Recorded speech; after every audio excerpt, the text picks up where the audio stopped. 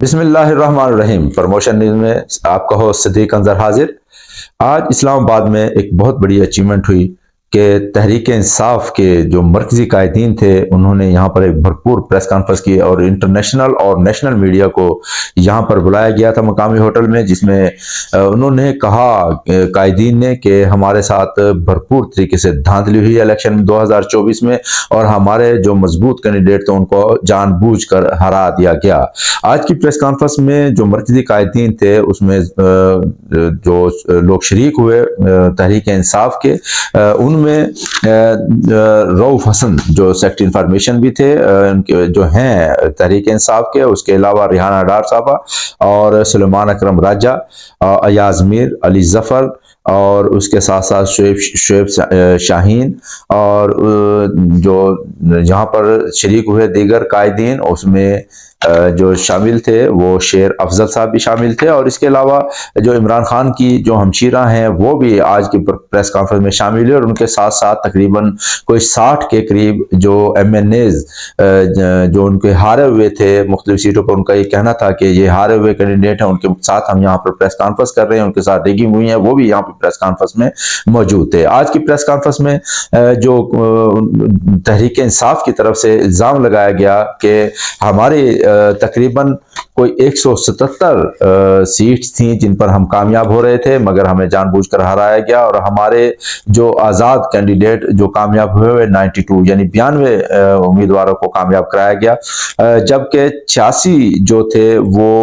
ان پر ہم نے کام مکمل کیا ہے، اور 46 ان کے جو کیسز تھے آج انہوں نے تحریک انصاف کے جو رہنما تھے انہوں نے یہاں پر میڈیا کے سامنے ان کو دکھایا کہ کس طریقے سے ان کے ساتھ ریگنگ ہوئی، اور پری پول دھاندلی کے ساتھ ساتھ اس وقت بھی موقع پر بھی موجود دھاندلی ہوئی، اور اس میں جو فارم 45 تھے 47 تھے اس میں رد و بدل کیا گیا اور جان بوجھ کر ہمارے کینڈیڈیٹس کو ہرایا گیا۔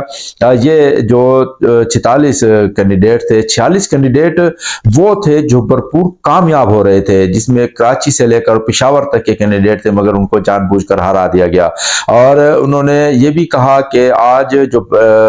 ہم پریس کانفرنس کر رہے ہیں اس میں انہوں نے یہ بھی اعلان کیا کہ وہ قانونی طریقے سے بھی عدالتوں میں بھی جائیں گے، اور ساتھ ساتھ وہ پورے ملک میں ایجیٹیشن بھی کریں گے، احتجاج بھی کریں گے، جب تک ان کو ان کا حق مہیا نہیں کیا جائے گا، وہ پورے ملک میں ایک ایسی کیفیت پیدا کریں گے کہ لگ پتہ جائے گا۔ اور سب سے پہلے کل یہاں اسلام آباد میں بھرپور طریقے سے احتجاج کیا جا رہا ہے، اور اسلام آباد کے جو 3 کینڈیڈیٹ تھے جن کا کہنا یہ تھا کہ وہ کامیاب ہوئے ہیں مگر ان کو ہرا دیا گیا یہاں پر، اور یہ ایک بڑا رد عمل تھا تحریک انصاف کی طرف سے۔ کہا یہ جا رہا تھا کہ 9 مئی کے واقعے کے بعد شاید تحریک انصاف کے جو لوگ تھے وہ باہر نہ نکلیں، لیکن کل نظر یہ آ رہا ہے کہ اسلام آباد میں بھرپور طریقے سے ان کا نکلنے کا پروگرام ہے، اور اس کے ساتھ ساتھ وہ ملک بھر میں پھر احتجاجی مظاہرے کریں گے۔ آج کی پریس کانفرنس تھی تو نیشنل اور نیشنل میڈیا کے لیے اور انٹرنیشنل اور نیشنل میڈیا کے لیے، لیکن یہاں پر یہ دیکھنے میں بھی آیا کہ تحریک انصاف کے جو مقامی قائدین تھے اس کے ساتھ ساتھ جو عام کارکن بھی تھے وہ بھی آج کی پریس کانفرنس میں آئے تھے، جس کی وجہ سے پریس کانفرنس میں ایک عجیب سا ماحول پیدا ہوا، اور تمام ایم این ایز نے اپنی اپنی جگہ پر بڑی بڑی تقاریر بھی کرنے کی کوشش کی، جس کی وجہ سے یہ پریس کانفرنس بہت دیر تک چلتی رہی، اور جو میڈیا تھا وہ بھی یہاں سے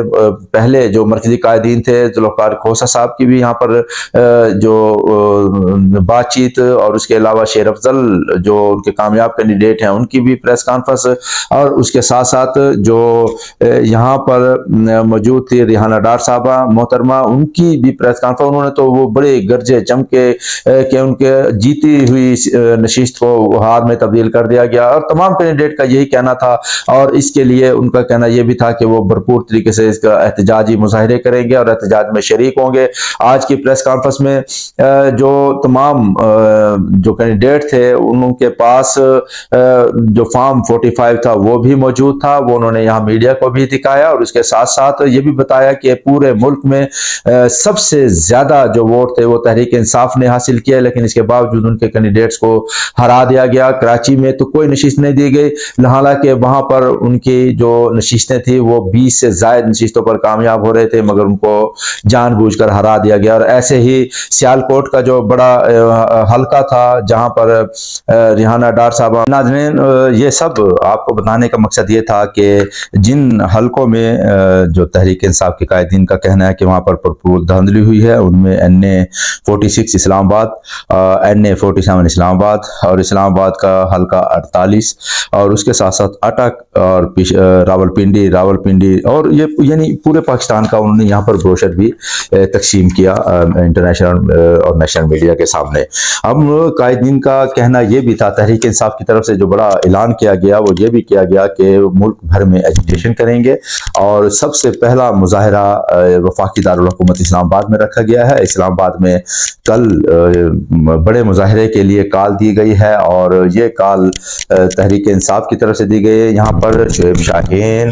کے ساتھ ساتھ 2 کینڈیڈیٹ اور تھے، یعنی حلقہ 46 اور 47 اور 48. یہ 3 حلقوں میں تحریک انصاف کے جو کینڈیڈیٹ تھے ان کا کہنا یہ تھا کہ وہ کامیاب تھے لیکن ان کو بھی ہرا دیا گیا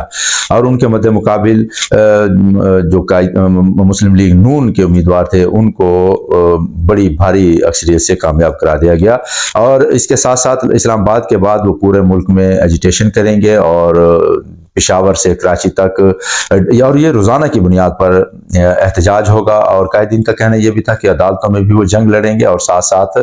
وہ سڑکوں پر بھی جنگ لڑیں گے. اور اس کے ساتھ ساتھ پارلیمنٹ میں بھی اگر حکومت ان کے خلاف بنائی گئی اور ان کو حکومت بنانے کی اجازت نہ دی گئی تو قومی اسمبلی میں بھی وہ بھرپور احتجاج کریں گے اور یہ احتجاج کا سلسلہ لگاتار جاری رہے گا. اور جو سینٹ میں ان کے کینڈیڈیٹ ہیں، یعنی سینٹ میں جو ان کے اراکین ہیں وہ سینٹ میں مظاہرے کریں گے اور سینٹ میں جو نیکسٹ یعنی اگلے مہینے انتخابات ہونے جا رہے ہیں مارچ میں، اس کی بھی ان کی کوشش یہ ہوگی کہ اس مظاہرے کو مارچ تک لے کر جایا جائے. ناظرین یہ پورے ملک میں اس وقت جو مظاہروں کی کال ہے جماعت اسلامی کی طرف سے بھی دے دی گئی ہے اور جماعت اسلامی کے ساتھ ساتھ